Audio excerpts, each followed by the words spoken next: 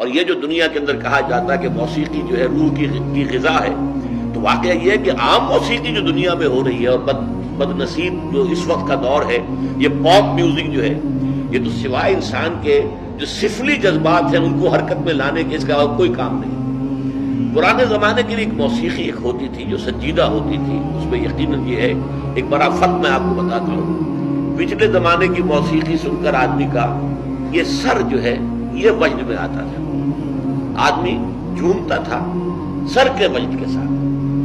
آج کی موسیقی میں پورا انسان کا نچلا جسم جو ہے وہ دھڑکتا ہے، جو دھڑکتا ہے اور چلتا ہے، دوڑتا ہے۔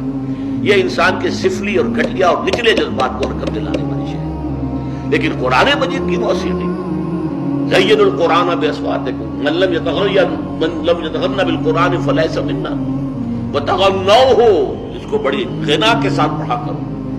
اور یہاں تک کہ آپ نے ایک صحابی حضرت ابو موسیٰ اشعری رضی اللہ تعالی عنہ، ان کو اللہ نے بہت عمدہ آواز دی تھی، جیسے بعض صحابہ خوبصورت بہت تھے۔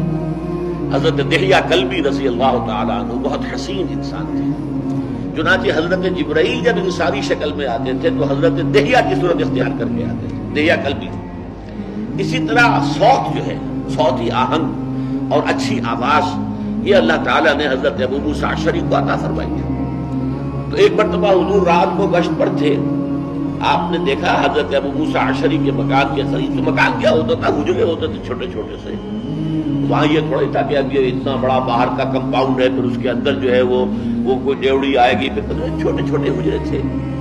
تو حضور حضرت ابو موسیٰ اشعری کے حجرے کے بعد کھڑے ہو کر قرآن سنتے رہے۔ وہ قرآن پڑھ رہے تھے رات کو تہجد میں، اور جس کیفیت کے ساتھ پڑھ رہے تھے تو حضور کافی دیر تک کھڑے ہو کر سنتے رہے۔ پھر اگلی صبح فجر میں جب ملاقات ہوئی تو حضور نے تحسین فرمائی، یا ابا موسیٰ انک قد اوتیت مزمارا من مزامیر آل داؤد، اے ابو موسیٰ اشعری، آپ کو تو اللہ نے آل داؤد کے سازوں میں سے ایک ساز عطا کیا۔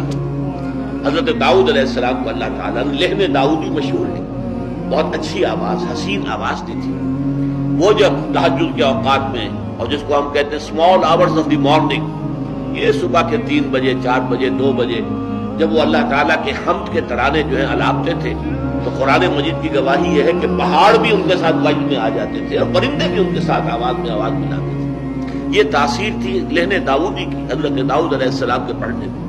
تو حضور نے فرمایا جیسے اللہ تعالیٰ نے حضرت داؤد کے گلے میں ایک ساز رکھ دیا تھا، وہ ساز کوئی باہر کا ساز نہیں ہے بلکہ وہ گلے کے اندر ساز ہے جو اللہ تعالیٰ نے بہترین آواز دی ہے، خوبصورت آواز دی ہے، ایک غنا والی جو ہے غنائی آواز دی ہے۔